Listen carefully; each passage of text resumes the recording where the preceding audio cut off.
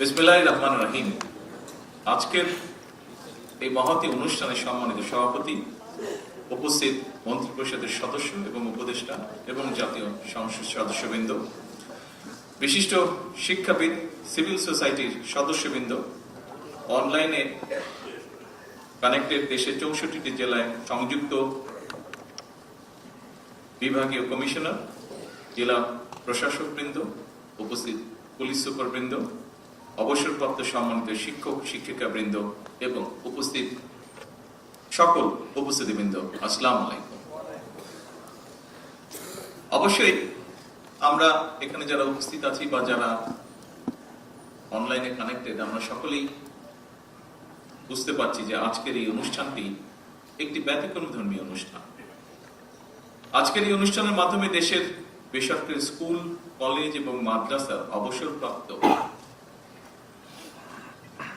1 লক্ষেরও বেশি শিক্ষক শিক্ষিকা 2022 সালের পর, অর্থাৎ দীর্ঘ 4 বছর পর সরকারি দুটি ফান্ডের তাদের জমানো টাকার একটি অংশ ফেরত পেয়েছেন এবং পেতে যাচ্ছেন ইনশাআল্লাহ। এই দুটি তহবিলের একটি হচ্ছে বেসরকারি শিক্ষা প্রতিষ্ঠান শিক্ষক ও কর্মচারী কল্যাণ ট্রাস্ট এবং অন্যটি অবসর সুবিধা বোর্ড। এই দুটো তহবিলে জমানো টাকার একটি উল্লেখযোগ্য অংশ প্রাপ্তির মধ্যে দিয়ে 70,000-এরও বেশি শিক্ষক শিক্ষিকার জীবনে কিছুটা হলেও অনিশ্চয়তার অবসান হবে। সামগ্রিকভাবে 1,23,000 শিক্ষক। অবসরপ্রাপ্ত শিক্ষকদের এই অনুষ্ঠানে আজ আমি গভীর শ্রদ্ধার সঙ্গে স্মরণ করতে চাই মরহুমা খালেদা জিয়া।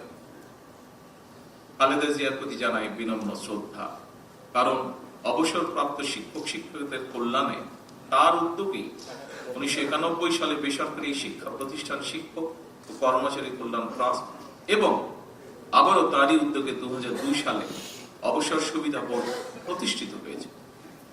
তিনি এই তহবিলের সরকারি ফান্ড থেকে প্রথমে 14 কোটি টাকা বরাদ্দ দেন এবং পর্যায়ক্রমিকভাবে 89 কোটি টাকার ফান্ড গঠন করে এই তহবিলের ভিত্তিকে সুদৃঢ়ভাবে স্থাপন করে। উপস্থিতবৃন্দ, আপনাদের হয়তো অনেকেরই জানা আছে সাবেক প্রধানমন্ত্রী মরহুমা খালেদা জিয়া বরাবরই শিক্ষক, শিক্ষা, শিক্ষিকা, শিক্ষার্থী সম্পর্কে ইতিবাচক মনোভাব পোষণ করেন। বিশেষ করে নারীদের একাডেমিক শিক্ষায় শিক্ষিত করার ক্ষেত্রে তার উদ্যোগ এবং ভূমিকা আন্তর্জাতিকভাবে স্বীকৃত। শিক্ষা বিস্তারে সাবেক প্রধানমন্ত্রী মরহুমা বেগম খালেদা জিয়ার চালু করা শিক্ষা উপবৃত্তি এবং নারীদের বিনা বেতনে শিক্ষার সুযোগ শিক্ষা বিস্তারের ক্ষেত্রে বিশ্বের বিভিন্ন দেশে মডেল হিসাবে অনুসরণ। আমরা মহান রব্বুল আলামিনের দরবারে মরহুমা খালেদা জিয়ার মাগফিরাত কামনা। প্রিয় শিক্ষক শিক্ষিকাবৃন্দ, অবসরপ্রাপ্ত শিক্ষকদের কল্যাণ নিশ্চিত করতে প্রতিষ্ঠিত দুটি তহবিলে শিক্ষক শিক্ষিকাগণ প্রতি মাসে যে টাকা জমা দেন, সেই টাকার সঙ্গে সরকারের প্রতিটি অ্যাকাউন্টের বিপরীতে নির্দিষ্ট হারে একটি অ্যামাউন্ট জমা করেন। এর উদ্দেশ্য হল দীর্ঘ চাকরি জীবন শেষে অবসরে যাওয়ার সময় প্রত্যেক শিক্ষক শিক্ষিকা যাতে একটি ভালো অ্যামাউন্ট হাতে পান। উদ্দেশ্য মহৎ হলেও দুর্ভাগ্যের বিষয় হচ্ছে চাকরি জীবন শেষে অবসরে গিয়ে এই টাকা উত্তোলন করতে শিক্ষক শিক্ষিকাদেরকে নানা ধরনের ভোগান্তি পোহাতে হয়েছে, যার একটি বাস্তব ভিডিও আমরা কিছুক্ষণ আগে দেখেছি। অত্যন্ত দুঃখজনক ভাবে বলতে হয়, এই টাকা উঠাতে গিয়ে, নিজেদের প্রাপ্য টাকা তুলতে গিয়ে তাদেরকে ঘুষ দেওয়ার অলিখিত নিয়মও পালন করতে হয়েছে বা বাধ্য হয়ে করতে হয়েছে।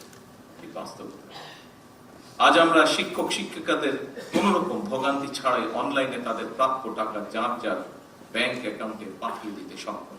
তার জন্য আমি আল্লাহ রাব্বুল আলামিনের দরবারে হাজারো শুকরিয়া আদায় করছি। শিক্ষক সমাজ যারা নীতি নৈতিকতা আর আদর্শের বাণী শিখে লাখ কোটি শিক্ষার্থীদের বড় করে তুলেন, তাদেরকেই যদি ঘুষ দিয়ে টাকা তুলতে হয়, কিংবা অফিসে ঘুরে পোহাতে হয়, আমি মনে করি সেটি শুধু শিক্ষকদের হয়রানি নয়, বরং জাতি হিসাবে আমাদের হীনতাই প্রকাশ পায়।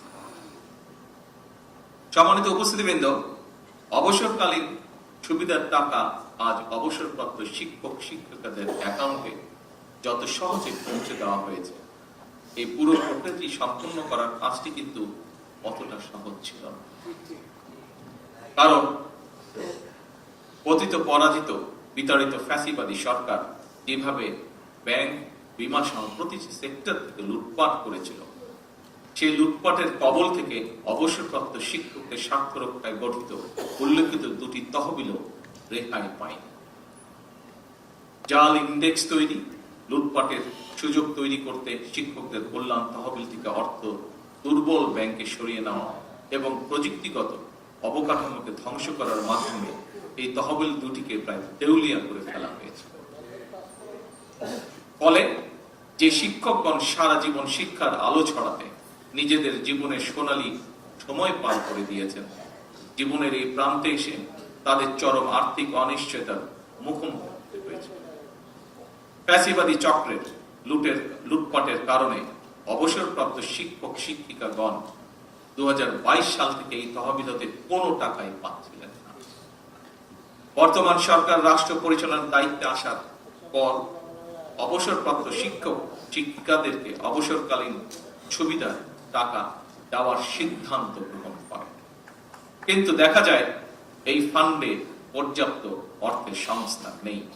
ফলে অবসরপ্রাপ্ত 70,000-এরও বেশি শিক্ষক শিক্ষিকাদের দুরবস্থার কথা চিন্তা করে সরকারকে বিশেষ ব্যবস্থাপনায় আজ অবসরপ্রাপ্ত শিক্ষকদের টাকা পরিশোধ করতে হয়েছে।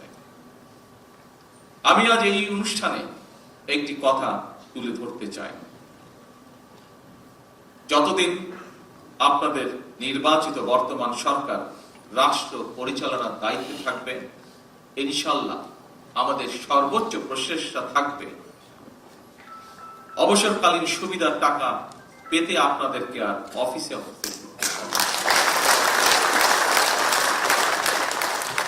আমাদের সর্বোচ্চ চেষ্টা থাকবে ইনশাআল্লাহ আর কোনো ভোগান্তি আপনাদেরকে পোহাতে হবে না। এই সংক্রান্ত বিষয় আমাদের সর্বোচ্চ চেষ্টা থাকবে ইনশাআল্লাহ আর কোনো মধ্যস্বত্ব ভোগীর যন্ত্রণা এই বিষয়ে আপনাদেরকে ভোগ করতে হবে না। আগামী দিনগুলোতে যথাসময়ে অনলাইনে আপনাদের প্রাপ্য টাকা কোনো ভোগান্তি ছাড়াই আপনাদের অ্যাকাউন্টে যাতে পৌঁছে যায়, আমাদের সর্বোচ্চ প্রচেষ্টা থাকবে ইনশাআল্লাহ। সম্মানিত শিক্ষক শিক্ষিকা বৃন্দ, বলা হয়ে থাকে শিক্ষকতা হলো একমাত্র পেশা যা অন্য সব পেশার সৃষ্টি করে। আপনারা শিক্ষকতা পেশা থেকে অবসর গ্রহণ করলেও আপনাদের কাছ থেকে শিক্ষা নিয়ে অসংখ্য শিক্ষার্থী নিজেদেরকে নানা পেশায় প্রতিষ্ঠিত করেছে এবং বর্তমানে করছে এবং ভবিষ্যতেও করবে। এখানেই একজন শিক্ষকের সার্থকতা। সুতরাং আপনারা প্রচলিত নিয়মে শিক্ষকতা পেশা থেকে অবসর গ্রহণ করলেও শিক্ষক হিসাবে আপনাদের দায়িত্ব শেষ হয়ে যায়নি। আপনারা এখনো সমাজের শিক্ষক। বাংলাদেশের আহ্বান কালের ধর্মীয়, সামাজিক এবং পারিবারিক মূল্যবোধ প্রতিষ্ঠায় এখনো জনমানসে আপনাদের ভূমিকা সর্বজনগ্রাহ্য। সুতরাং আপনারা জীবনের শেষ দিন পর্যন্ত আমাদের চলমান এই সমাজে আলোকবর্তিকা হিসেবে ভূমিকা রাখবেন ইনশাআল্লাহ। এই প্রত্যাশা ব্যক্ত করে এবং আপনাদের সুস্বাস্থ্য কামনা করে আমার বক্তব্য শেষ করছি। আসসালামু আলাইকুম। আল্লাহ হাফেজ। মাননীয় প্রধানমন্ত্রীকে তার বক্তব্যের জন্য ধন্যবাদ জানাচ্ছি এবং অসীম কৃতজ্ঞতা জানাচ্ছি। দেশে প্রথমবারের মতো একযোগে 64টি জেলায় ভিডিও কনফারেন্সিং এর মাধ্যমে, ইলেকট্রনিক মিডিয়ার মাধ্যমে দ্রুততম সময়ে অবসরপ্রাপ্ত এমপিওভুক্ত শিক্ষক ও কর্মচারীদের অবসর কল্যাণ সুবিধার অর্থ প্রদানের কার্যক্রম উদ্বোধনের জন্য অসীম কৃতজ্ঞতা মাননীয় প্রধানমন্ত্রী আপনাকে। মাননীয় প্রধানমন্ত্রীর বক্তব্যের সঙ্গে আজকের অনুষ্ঠান শেষ হল। সম্মানিত শিক্ষক বৃন্দ, আমার সামনে যারা উপস্থিত আছেন এবং অনলাইনে যারা সংযুক্ত আছেন, যেহেতু আপনারা শিক্ষক, আপনারা এই সমাজ, এই দেশকে আপনারা গড়ে তোলেন। আপনাদের সকলের কাছে আমি দোয়া চাইছি, আজকে যেভাবে আপনাদের কিছু সমস্যার আমরা সমাধান করতে সক্ষম হয়েছি বর্তমান সরকার, দোয়া করবেন শিক্ষক হিসাবে যাতে পর্যায়ক্রমিকভাবে আমরা আমাদের এই দেশটিকে সুন্দরভাবে গড়ে তুলতে সক্ষম। সেই দোয়া চেয়ে আমি সকল শিক্ষকের কাছ থেকে বিদায় নিচ্ছি। আসসালামু আলাইকুম।